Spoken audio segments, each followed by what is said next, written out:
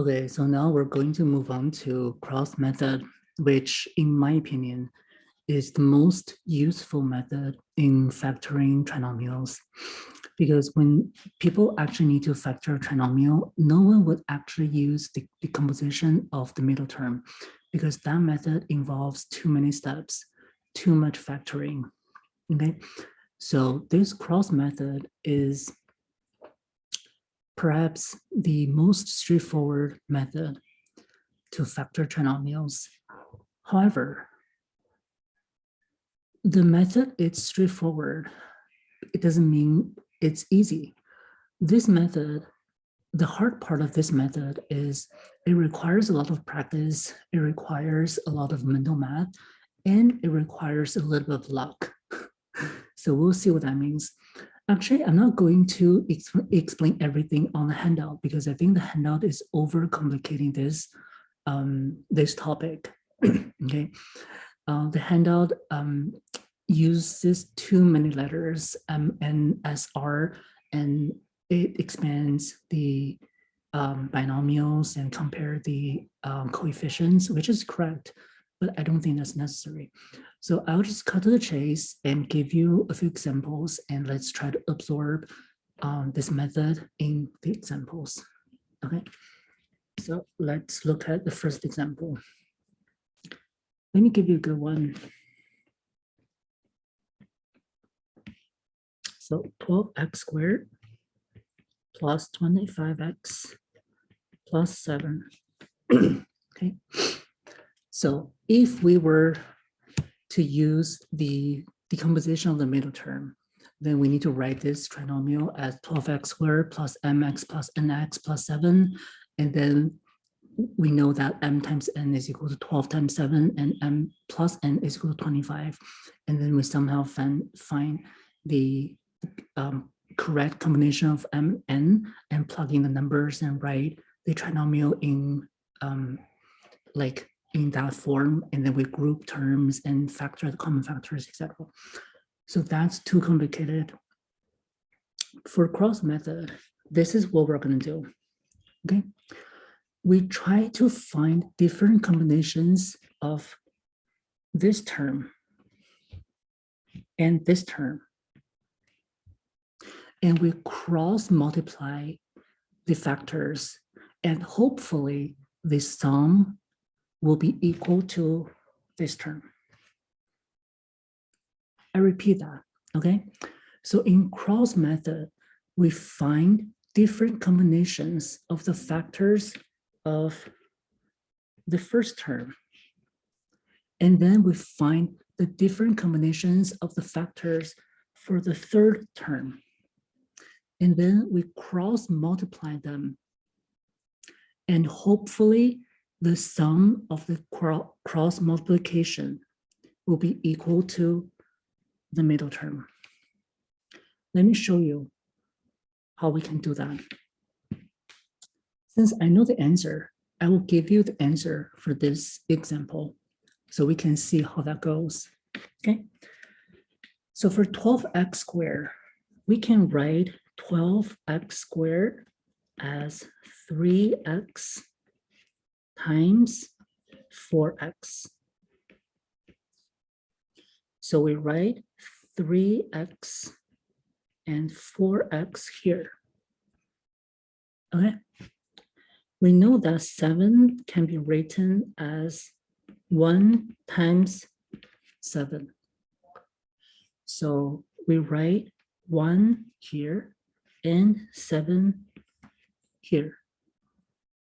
Now we're going to cross multiply these terms. So what does cross multiply mean?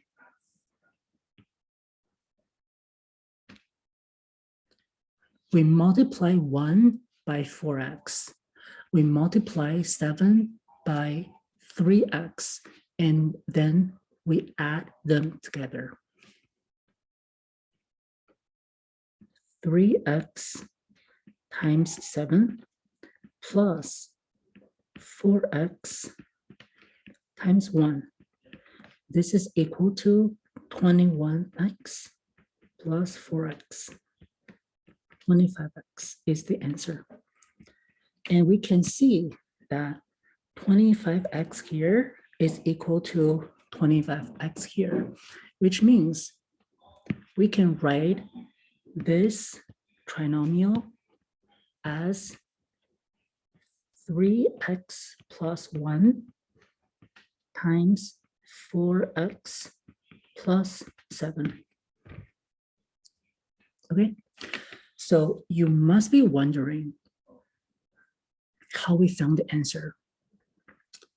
The answer is we didn't. I know the answer. I told you the answer. The answer is 3x plus 1 times 4x plus 7. The reason why I said this method requires a lot of practice, a lot of mental math, and a little bit of luck is there are too many possible combinations of 12x squared. It can be 2x times 6x. It can be 6x times 2x. It can be 1x times 12x. It can be 12x times 1x. It can be 3x times 4x. It can be 4x times 3x. For 7, it can be 1 times 7, 7 times 1. The order, different order might cause different answers. And there, among all the possibilities, there is only one correct answer, which is the one that I just showed you. So this method itself is not difficult, but the luck and the mental math are really important. Okay, let me show you a wrong answer. Let's use the same example, but let me show you what a wrong answer would be. So we have 12x squared plus 25x plus 7. Okay. Forget about this answer. I didn't tell you this answer. Okay. And you didn't like, let's imagine you didn't have me telling you everything here. So you say, okay, 12x squared and 7. I need to find the combination of factors of 12x squared and 7. And I need to cross multiply them and find the sum, and hopefully the answer will be equal to 25x, right? Okay, so let me start from, I know 2 times 6 is equal to 12. So let me try 2x and 6x. So let's try 2x and 6x. 2x times 6x is also equal to 12x. So it's definitely a possible, this is definitely a reasonable guess. It's a possible guess, okay? And I know 7 can be written as 1 times 7. So I write 1 here and 7 here. And now let's try to cross multiply these terms. And okay, so I have 2x times 7 plus 1 plus 6x times 1, which is 2x times 7, that's 14x, plus 6x, that's 20x. Which is not equal to 25x. So this is not the correct answer. Let's say you're super, super unlucky. Then you would probably have to try all the possibilities before you can find the correct answer, which is a big pain. Okay, so that's what makes this method painful from time to time. Okay. The reason why I said order matters here. So we know that 3x times 4x and 4x times 3x are both equal to 12x squared. But here, 3x and 4x, we have to write 3x here and 4x here. If we write 1 here and 7 here, if we flip these two, if we put 4x here and 3x here, then the multiplication will change the answer. Let's quickly write that. So 12x squared plus 25x plus 7. Okay, so in the correct answer, we wrote 3x here. So let's try to write 4x first and 3x and 1 and 7. Okay, and now if we multiply if we do the cross multiplication, then we will have 4x times 7 plus 3x times 1. Sorry, 4x times 7 plus 3x times 1. That will be 28x plus 3x, which is 31x. This is also not correct. So did you notice that in order to use cross method, you really need to have a little bit of luck and very strong mental math. You need to have a rough idea. Okay, I know 12x can be factored as 3x times 4x, and 7 can be factored as 1 and 7, and I roughly know that, okay, 3 times 7 is 21, and 1 times 4, that's 4, so 21 plus 4, that's 25, which is the middle term. You need to have this kind of instinct. It's not really instinct, it's more like a fast reaction. And this fast reaction can be trained, can be improved by doing a lot of practice. Okay, so this whole process is called cross method. Okay, I will give you another example. Let me pause this for 1 second and find a good example. Okay, I found another one. So let's work through another example.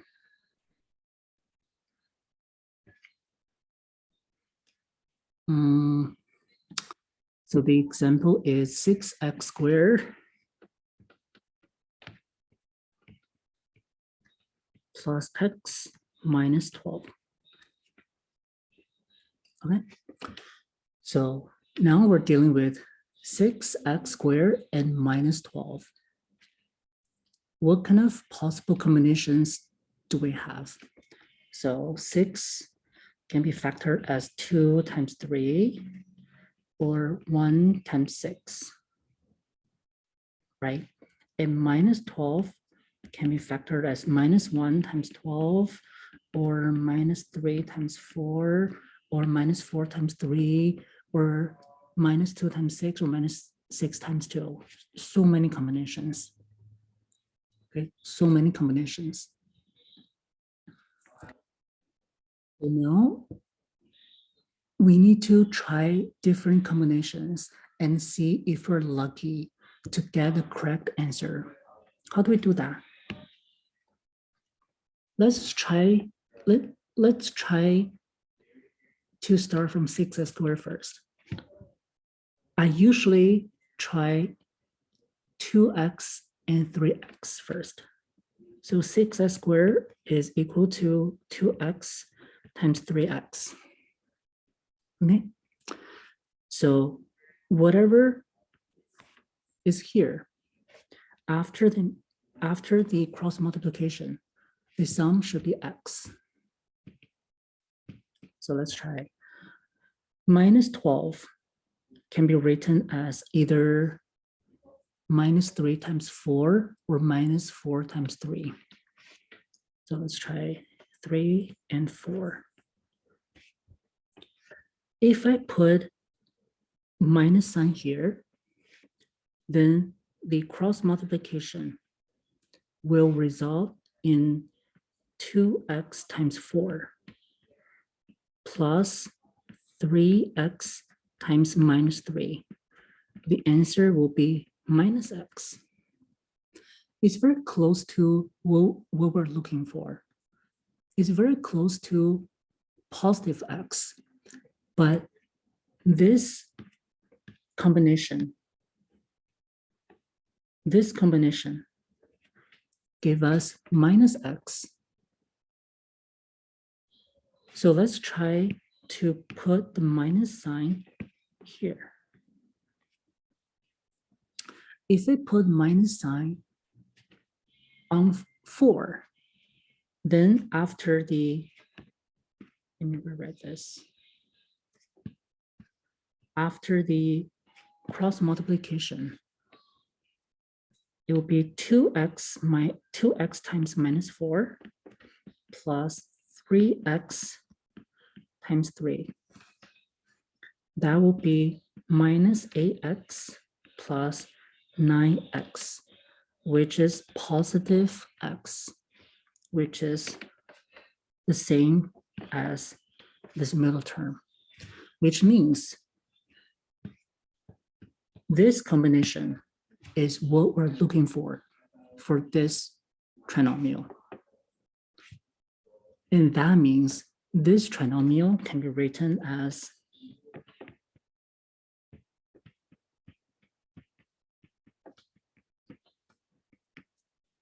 two x plus 3 times 3x minus 4.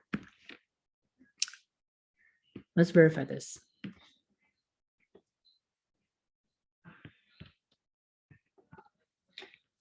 So if the answer we found here is correct, then after expanding this, it should give us the original trinomial. So 2x plus 3 times 3x minus 4. Let me write this again.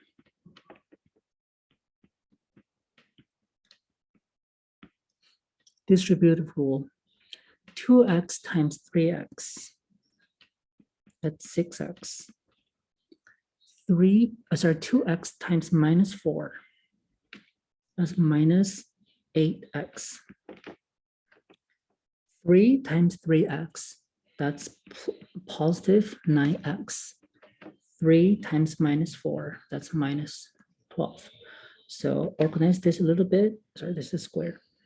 6x squared minus 8x plus 9x, that's positive x minus 12. So this is equal to the original trinomial, which means this answer is correct. Okay, so this is cross method. Okay, cross method. Like I said, cross method is very useful. The application, I mean, how to use the cross method is pretty straightforward. The thing is, we need to try, like we might have to try different combinations before we can get the correct answer. So that process can be a little bit painful, especially if you're dealing with a trinomial with huge, like with really, really big coefficients. That process can be very painful. But in the current stage, I think all the trinomials, like the coefficients are reasonable. Okay, they're reasonable. So you are not going to deal with really, really weird coefficients. Okay, and all the combinations of the coefficients should be pretty common. Okay.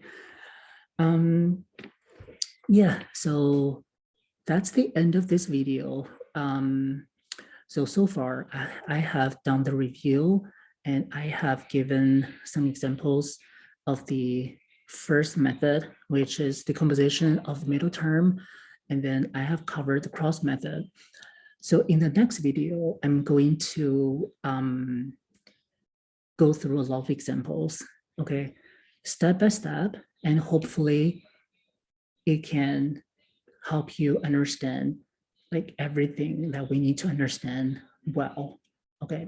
And hopefully it will solve all your questions. It will answer all your questions before you start doing your homework. Okay, so please wait for my next video. I will see you soon.